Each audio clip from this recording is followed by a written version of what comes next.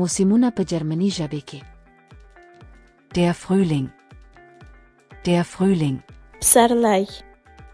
Im Frühling blühen die Blumen. Im Frühling blühen die Blumen. په پسرلی کې ګلان غوړېږي. Der Sommer. Der Sommer. اوړی. Im Sommer ist es sehr heiß. Im Sommer ist es sehr heiß. په اوړي کې هوا ډېره ګرمه وي. Der Herbst.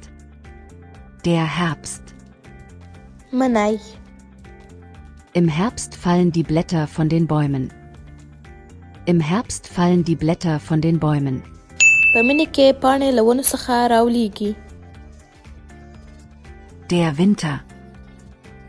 Der Winter. ژمی. Im Winter schneit es oft.